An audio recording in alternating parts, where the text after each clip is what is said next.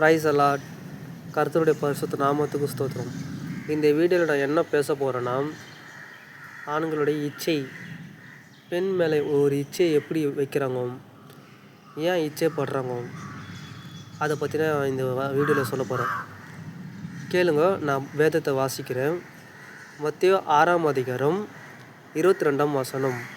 கண் ஆனது சரீரத்தின் விளக்காக இருக்கிறது. உன் கண் தெளிவாக இருந்தால் உன் சரீரம் முழுவதும் வெளிச்சமாக இருக்கும். அப்போனா அர்த்தம், அதுக்கு கண்ணு தானே அர்த்தம். சிந்தனை, எண்ணங்கள் எல்லாமே இது குறிக்கப்படுது. அதுக்கான காரணம் கண் தான். நீ பார்க்குற ஒவ்வொரு பெண்ணும் உன்னுடைய அம்மாவாக நினச்சிக்கோ, இல்லை அக்காவாக நினச்சிக்கோ, இல்லை தங்கையாக நினச்சிக்கோ. அதுக்கு முன்னால் தேவன்கிட்ட போய் முட்டி போட்டு ஜெபம் பண்ணு. பைபிள் வாசி, இதுலேருந்து எனக்கு ஒரு விடுதலை கொடுங்க. தேவன் கொடுக்க மாட்டான்னு சொல்ல மாட்டார். அவர் மனப்பூர்வமாக உனக்கு ஒரு விடுதலை கொடுப்பார்.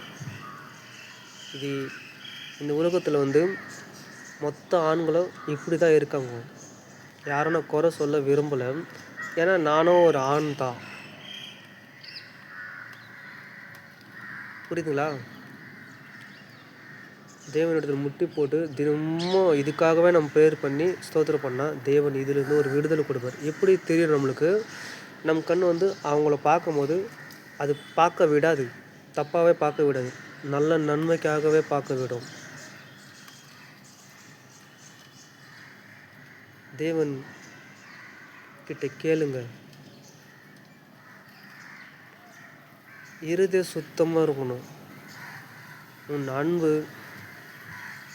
உன் சிந்தனை, எண்ணங்கள் இதெல்லாம் கர்த்தருக்கே ஒப்பு கொடுத்து உண்மையாக இருந்ததுன்னா எந்த ஒரு பெண்ணை இச்சையோடு நம்ம பார்க்க மாட்டோம்.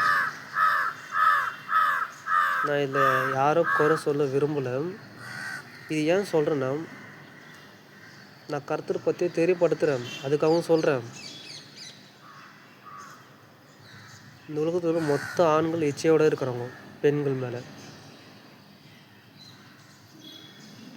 தேவனுக்கு அது ரொம்ப அருவருப்பானது காரியம்.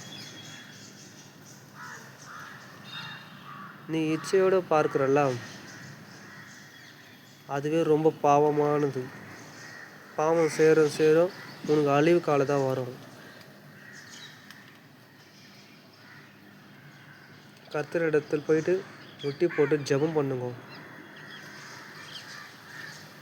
நான் இன்னொரு வசனம் சொல்லுவேன், அது பார்ட் 2ல் பாருங்க.